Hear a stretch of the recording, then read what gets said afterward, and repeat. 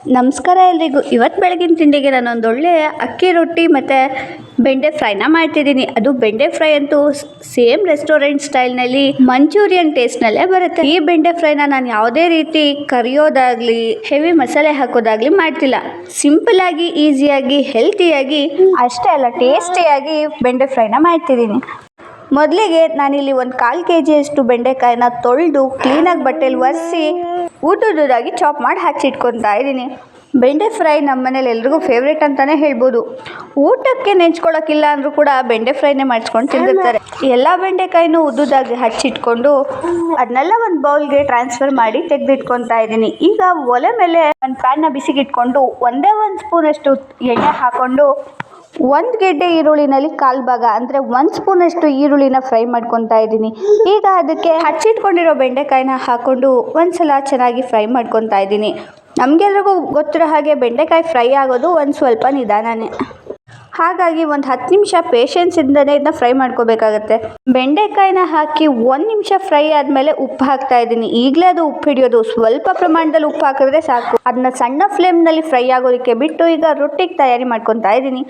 1 ಬೌಲ್ಗೆ 1 ಕಪ್ ಅಷ್ಟು ಅಕ್ಕಿ ಹಿಟ್ಟು, ಹಾಗೆಯೇ 1 ಮೀಡಿಯಮ್ ಈರುಳ್ಳಿ, ಸ್ವಲ್ಪ ಕೊತ್ತಂಬರಿ ಸೊಪ್ಪು, ಹಾಗೆ 1 ಸ್ಪೂನಷ್ಟು ಜೀರಿಗೆ, ಸ್ವಲ್ಪ ಉಪ್ಪನ್ನ ಹಾಕಿಬಿಟ್ಟು ಎಲ್ಲ ಹೊಂದ್ಕೊಳ್ಳೋ ರೀತಿನಲ್ಲಿ ಮಿಕ್ಸ್ ಮಾಡ್ಕೋಬೇಕು. ಈಗ ಸ್ವಲ್ಪನೇ ನೀರನ್ನ ಸೇರಿಸ್ಕೊತಾ ಪೂರ್ತಿಯಾಗಿ ಮಿಕ್ಸ್ ಮಾಡ್ಕೋಬೇಕು.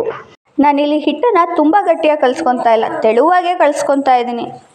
ತುಂಬ ಗಟ್ಟಿಯಾಗಿ ಕಲಿಸ್ಕೊಂಡ್ರೆ ರೊಟ್ಟಿ ತೆಳುವು ಆಗೋದಿಲ್ಲ, ಒಂದು ತಿನ್ನೋವಾಗ ಕೂಡ ಡ್ರೈ ಅನ್ನೋ ಫೀಲ್ ಕೊಡುತ್ತೆ. ಹಾಗಾಗಿ ಸ್ವಲ್ಪ ನೀರಾಗೆ ಕಲಿಸ್ಕೊಂಡಿದ್ದೀನಿ. ಹಿಟ್ಟು ಕಲಿಸಿಟ್ಟು ಈಗ ವಾಪಸ್ ಬೆಂಡೆ ಫ್ರೈ ಹತ್ರ ಬಂದೆ. ಫ್ರೈ ಆಗ್ತಾ ಇದೆ. ಇದಕ್ಕೆ 1/2 ಸ್ಪೂನಷ್ಟು ಶುಂಠಿ ಬೆಳ್ಳುಳ್ಳಿ ಪೇಸ್ಟ್ನ ಹಾಕೊಂಡು ಫ್ರೈ ಮಾಡಿಬಿಟ್ಟು ಇದಕ್ಕೆ ಮ್ಯಾಗಿ ಮಸಾಲಾನ 1 ಪ್ಯಾಕೆಟ್ ಅಷ್ಟು ಯೂಸ್ ಮಾಡ್ತಾ ಇದ್ದೀನಿ. 5 ರೂಪಾಯಿದು 1 ಪ್ಯಾಕೆಟ್ ಮ್ಯಾಗಿ ಮಸಾಲ ಆದರೆ ಸಾಕಾಗತ್ತೆ.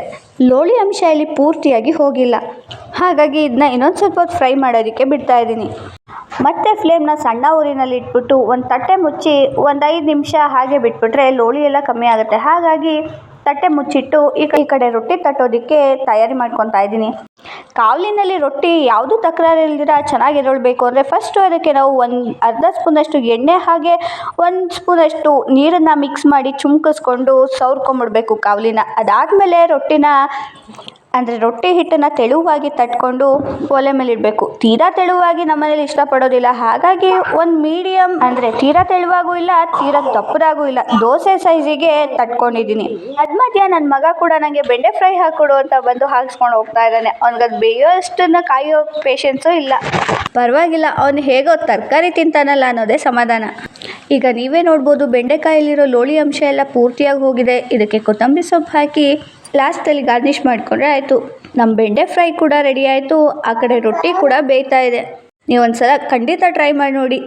ಸೇಮ್ ಆ್ಯಸ್ ಪರ್ ಮಂಚೂರಿಯನ್ ಟೇಸ್ಟ್ನಲ್ಲೇ ಬರುತ್ತೆ. ಈಗ ರೊಟ್ಟಿನೂ ಕೂಡ ಬೇಯಕ್ಕಿಟ್ಟಿದ್ದೆ ತಟ್ಟೆ ಮುಚ್ಚಿಬಿಟ್ಟು.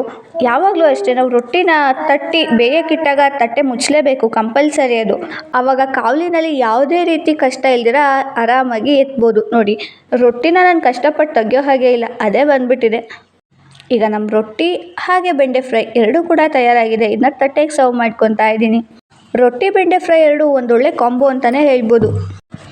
ಬೆಂಡೆ ಫ್ರೈ ಕೂಡ ಅಷ್ಟೇನೆ, ನಾವು ಜಾಸ್ತಿ ಎಣ್ಣೆ ಯೂಸ್ ಮಾಡಿಲ್ಲ, 1 ಸ್ಪೂನ್ ಎಣ್ಣೆ ಯೂಸ್ ಮಾಡಿರೋದು. ಮನೇಲಿರೋರೆಲ್ಲ ತಿಂತೀವಿ, ಹಾಗಾಗಿ ಲೋ ಫ್ಯಾಟಿಂದನೇ ಹಾಗೆ ಕಮ್ಮಿ ಖರ್ಚಲ್ಲೇ ಬೆಂಡೆ ಫ್ರೈನ ಮಂಚೂರಿಯನ್ ಸ್ಟೈಲ್ನಲ್ಲಿ ಮಾಡ್ಕೊಂಡು ತಿನ್ಬೋದು. ಇವತ್ತಿನ ವಿಡಿಯೋ ಇಷ್ಟ ಆದರೆ ಲೈಕ್ ಮಾಡಿ, ಶೇರ್ ಮಾಡಿ, ಸಬ್ಸ್ಕ್ರೈಬ್ ಮಾಡಿ. Thank you for watching.